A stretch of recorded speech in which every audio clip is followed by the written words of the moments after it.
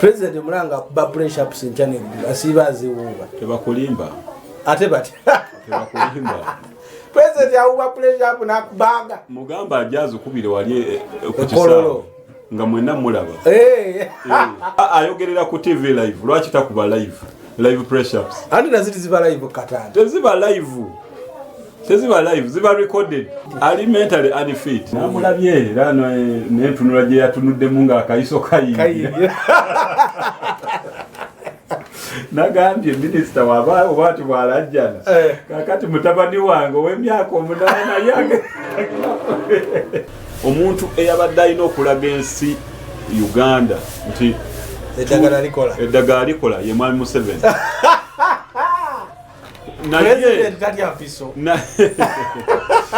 naye ye ne mukyala we eryabwe baali bakuba mu nkukutu.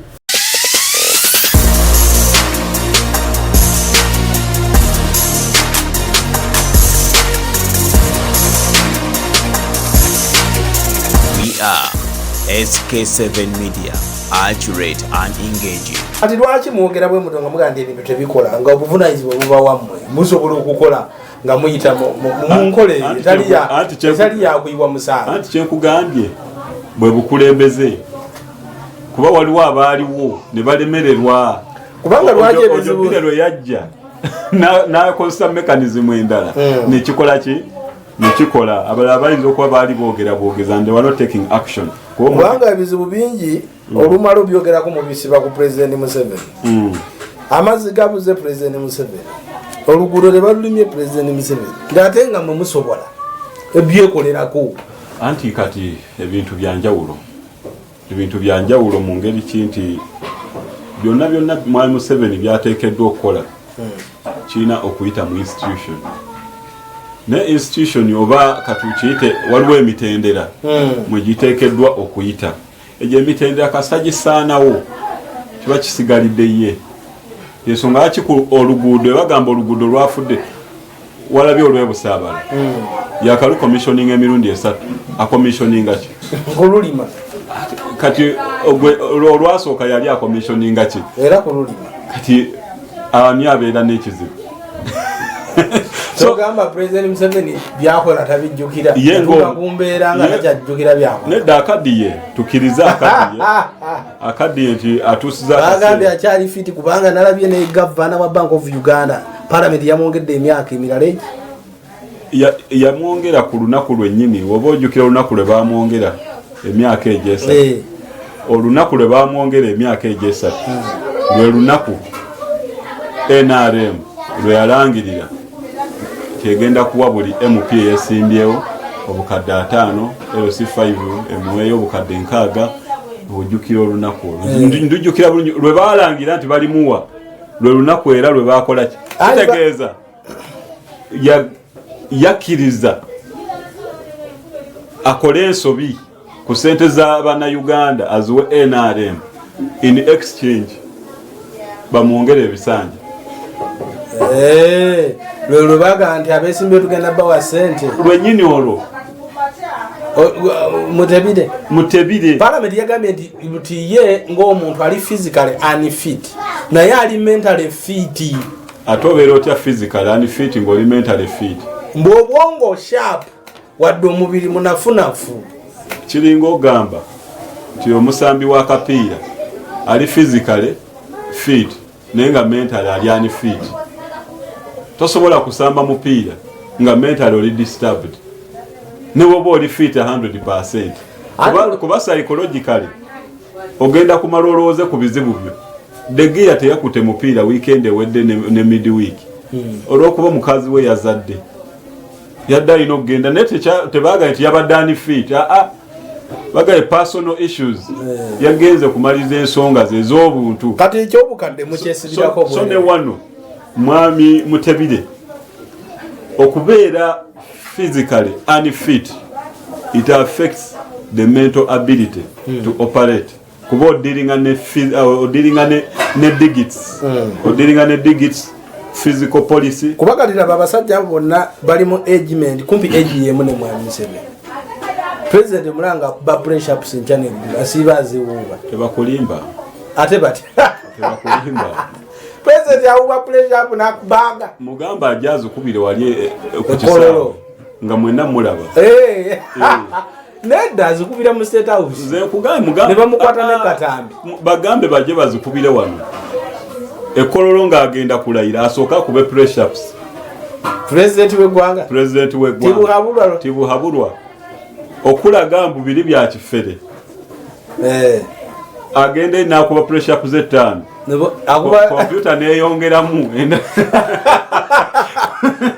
computer neyongeramu mwene muloza mbu yakubya 3 nedda ayogerera ku TV live lwaki takuba live press ups andi naziti ziba live katana teziba live ziba recorded ekyo kyonna kyo ita mentally unfit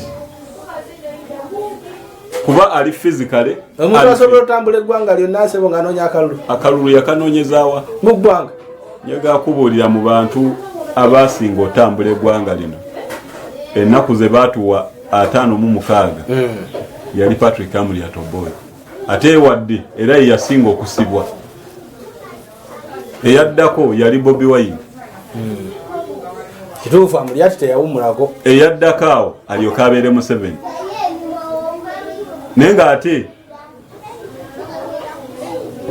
Amuriat yatambula 90% of the districts Bobi Wine yatambulako 60% of the districts Museveni yatambulako 35%. Gwe mugandi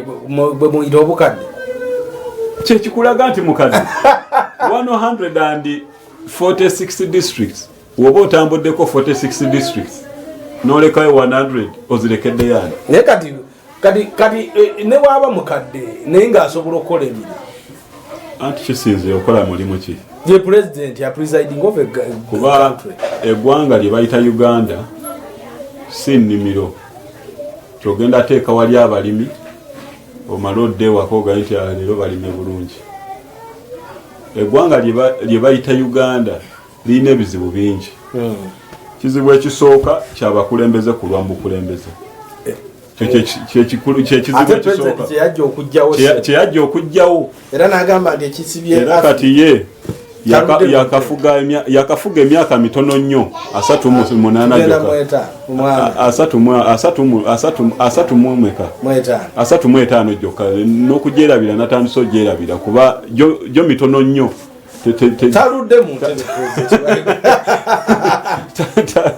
so emyaka gyakulembeddemu ndowooza gye mitono ennyo kubakulembeze abalala kuba mu Africa ndowooza era ali mu namba esemu wakyasinza ofuga ekitono namba ali ndowooza ali mu namba emu so waba ali mu namba emu abalala bo bakyali eri mu forte tulina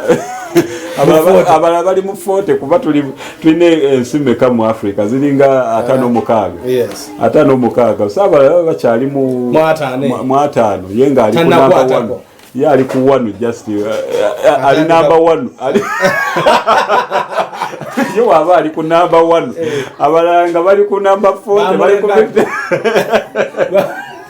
mu byokufuga yali namba 1 bo abalala bakyali so kyentegeeza mu kino kiri nti Abannayuganda ebizibu tulina bingi so oba olina omukulembeze nga ye mukoowu kitegeeza takyalina kyafiirwa kuba akaseera katuuseemu kano kakutandika kulowooza ku ntaanaye abazzukulu mbalekeddewo ki na kika kyange nkiwadde ki ebintu ng'ebyo so ekyo woba kyoli mu kulowoozaako toyina nnyo kyamaanyi kyogenda kukola kulaba nga bano abajja mu maaso bakugambye population yaffe eri about 46 million naye ng'ate weeyajjira mu bukulembeze twali 13 million tulya naye because of poor planning ne level ya unemployment is so high compared to that time when we had 13 million people ebiseera nga tukyalina abantu milioni 13 twalina bbula ly'emirimu nga tono nnyo oli ajja kugamba anti n'ennamba y'abantu yali ntono naye nga mathematics ali awo kikulaga bulazi nti obukulembeze obwaliwo bwali bulowooza ku bantu abagenda okuzaalibwa nga kikye banaasangawo naye obukulembeze bwa kaakati bulowooza kwabo abaliwo tigwaliwo bo gwe balowoozaako kyova olaba gwe mutabaniwo tewali pulaani emuyambako okufuna ekyo kyateekeddwa okufuna kituufu kyobola taata wange akolera gavumenti nezo jobbire nyiza okufa nga sikoleddeeko gavumenti kati ebyo byonna lwaki obuzibu mubusiba ku President Museveni anti kyenkugambye poor planning obukulembeze bwonna butambulira ku oli ali waggulu president ng'addira obuyinza n'abuwa baminisita alina abaminisita alina abaka ba parliament yes constitution yebawo obuyinza naye si ye kuba constitution yo wemala okubukwasa okuteekawo office ezo nebateerawo nebuvunanzibwa bwabwe ega nti office eno bino byegenda okukola bino byegenda okukola bino byegenda okukola bino byegenda okukola naye wetutuuka mu parliament ojja kusanga nti omuntu Museveni gwayaganga sipiika yafuuka sipiika so kitegeeza n'ababaka bennyini obuyinza tebakola ki ogambe sipiika wa parliament ate president yamala n'afuuka sipiika ye gwayagala yafuuka si babaka be gwe baagala yeyongera ku kyobwa sipiika banange tandikiraawo obwa sipiika bufuuse obwa sipiika mu Uganda mwe muli gusemuju mwalese semuju mbu ayonoona obululu bwa Kadaaga tetwamulese kwonona bululu bwa Kadaaga olinga agamba mbu semuju tasaana bwa sipiika nawulidde byambunze kuba mu bantu abasaana obwa sipiika semuju alabika ali omu ku basookerwako kuba alina experience mu parliament ne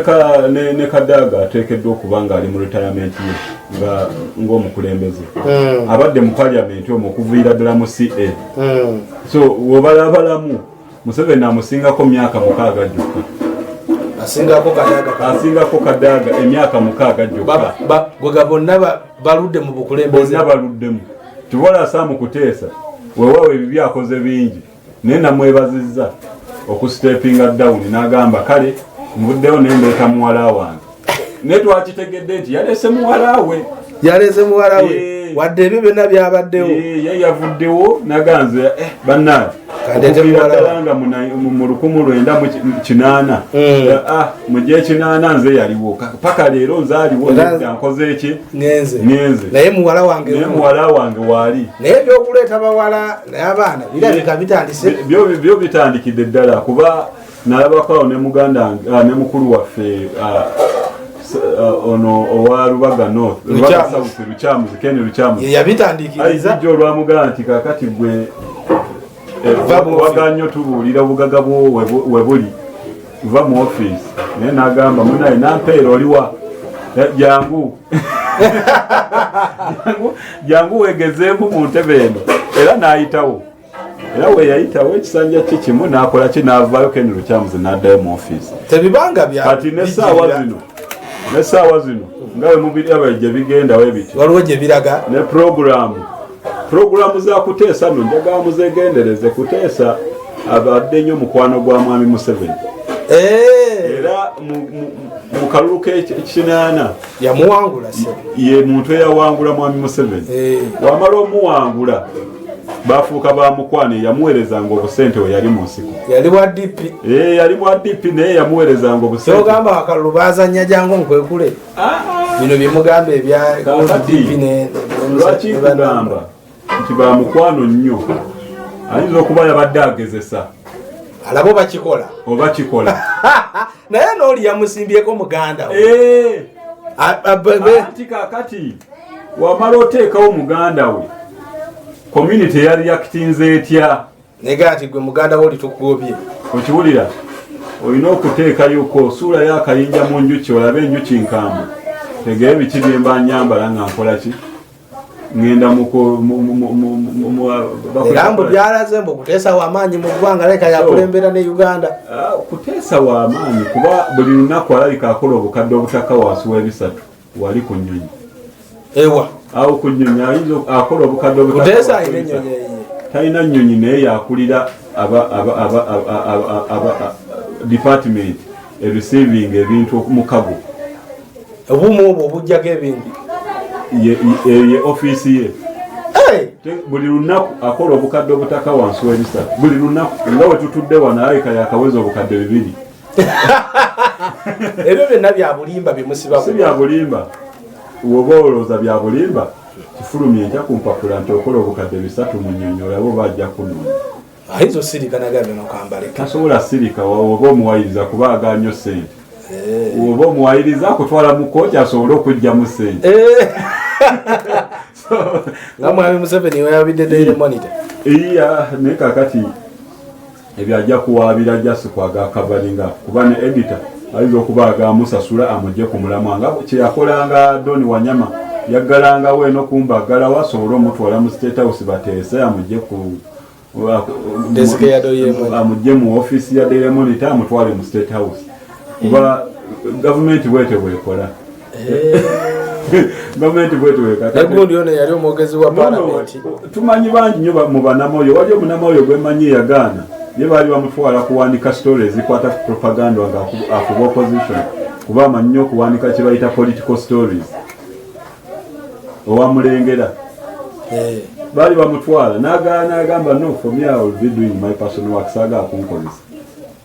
so ensi bwetyo bwetambula so ono mbadde okuga nti Sam Kuteesa kye yakoze eri ne Sodo teweewuunya kyabadde kyakukanyuga akayinja mu njuki olabe reaction y'abantu eri etya era olutalo lwamaliriza luli mu bo terwabadde mu bantu era bawunzise ng'omu agambye janze muganda wange yangaye nti mbiveemu tunalaba ebirala so kyekugaye Kuteesa so eggwanga bwe lityo bwe litambula era kati ne mwami Museveni wamala okulaba ekyagenze maaso awo wennyini we wali project gye tubadde tuzze tuwulira eya mutabani we Muhoozi project ye eyinza okuba kati eryawo yatandikidde ku Sodo si kutandika kati ng'okugezesa kwennyini kutandise ennaku zino ndaba ku social media baana bakusaasaanya kati the next president wabirabye onaatera olaba birthday cake nga bagitambuza eggwanga lyonna ate district gindi yagambye sebo next president nona cake yo onootera obbalaba nabirabye ku social media olabye abawala abayambadde t-shirt mwana tebamuwagawago bagamba naye oba ayinza otusobola nno kusingako muzeeyi taatusobole si kutusobola kankubuulire naawe osobola eggwanga lino kasita bakuwa ebikola kyotegeeza naawe osobola eggwanga lino okulisobola tekyetaaga muntu nzaatali mujaasi bino byakijasi teweetaaga bujaasi binaayisa yakulembera emyaka 2 teyafuga Nobote teyali mujaasi ate nga is my best president Obote bagwa omuntu mayi era ngambye mayi era ngambye my best president naye waliwo ebintu ebigenda maaso muganze byansobedde omanyi nga minisita Akyenge baamukubya akayiso ok'okumugema wakalabi bwe kamuyingidde namulabye era nentunula gye yatunuddemu ng'akayiso kayingira nagambye minisita wabaati bwalajjana kakati mutabani wange ow'emyaka 8 yange abaana baffe babaganye okusoma basooke babageme naye kakati minisita waba asobola okunyinyibala bwatyo ngaalwakayiso nalabye emisuwa gyavuddeyo neŋŋamba lwaki kamera zasaze otuwa ekifaananyi kino ekifaananyi kino bandikikwese nedda bayagadde balaga kiri mwasooka ne mugamba minisita tebaamugemye kakati laba kubanga basooka tetwagala minisita ye abadde akola omulimu gwe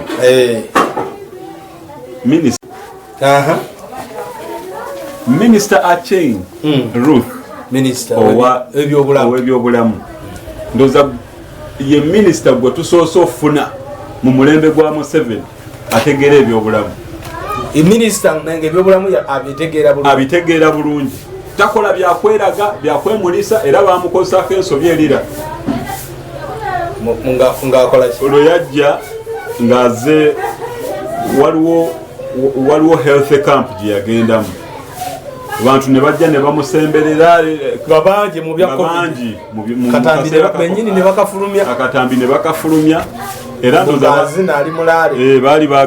bali bagatandika ndoza kumwabya kumusiiga nziro naye nga ye muntu ali professional amanyi kyakola naye kuluno yagudde bino byonna bye bakoze era mu maaso ga kamera tebyabadde birungi okiwulira tebyabadde birungi omuntu eyabadde alina okulaga ensi Uganda nti eddagala likola ye mwami Museveni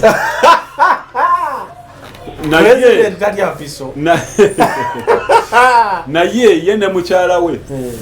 eryabwe baali bakuba mu nkukutu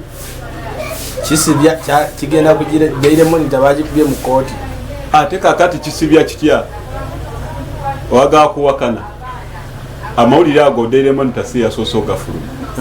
Daily Monitor yagafulumiza Jojo wa nenze ndoza nagafuna mwezi mulamba okuva Kenya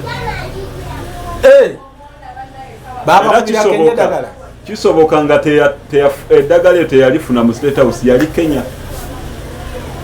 yagenda ne bamujjanjaba bamukuba eddagala erikola ki vaccine ya COVID bamugema mwezi nga gumwe mabega president wa Uganda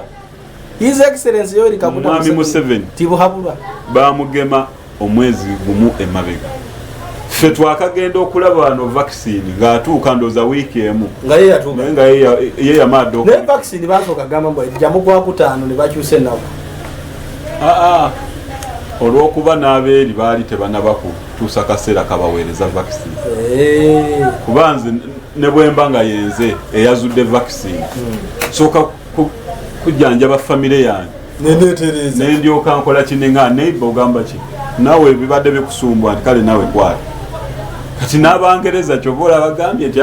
ndowooza omwezi guno wegugwerako tujja kuba tufuna abawagizi mu bisaawe nabadde tebafuna abawagizi naye nga bwe mugamba nti mwami Museveni bamugema nze ndaba nga muyise bwe mwandikomye ate kibi omugema publicly president yavaayo n'awakanya lwaki mubadde mwagala president bamugeme mu public kakati